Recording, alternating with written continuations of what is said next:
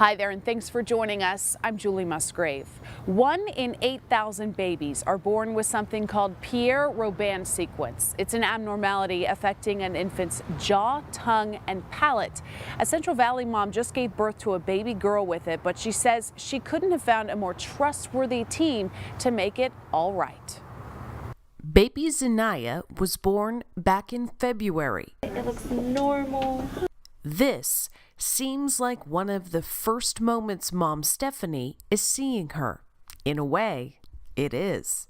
I had no complications during my pregnancy, so I thought I was just going to deliver and take her home. When Zanaya was born, she had a very small jaw, which caused her tongue to be pushed back, blocking her airway, and a cleft palate across the top of her mouth. As soon as they told me that, I felt my whole world crashing down.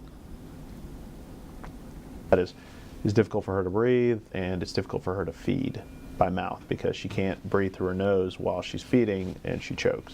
Luckily for Zanaya and her family, Dr. George Zachary is a fellowship-trained pediatric craniofacial surgeon. That means he had a plan for Zanaya. We went in and made cuts on her jawbone, put distraction devices in, and they have a little arm that sticks out behind her ear, and we turn that arm every day and we can grow her jawbone, and the bone will fill in the area that we've elongated. Dr. Zachary says he sees a handful of these cases every year. The condition doesn't necessarily have a direct cause. It can be from either positioning in the womb or lack of amniotic fluid in mom's belly. Without surgery, babies have airway issues and need to be fed through tubes. And she'd have to kind of go through life a little bit behind, unfortunately, because speech would be delayed because of that. Just her interaction with her family and through feeding and those kind of things are important in development, so she would be a little bit delayed. But now, Zanaya's outlook is much better. So that pulls her tongue forward, opens up her airway, gives her a normal appearing lower jaw, and now she's at her normal by mouth feeds. A difference you can see. She just gobbles her food down. It's funny.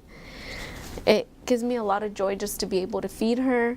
It feels amazing to just see her with her jaw normal, looking normal, feeding normal.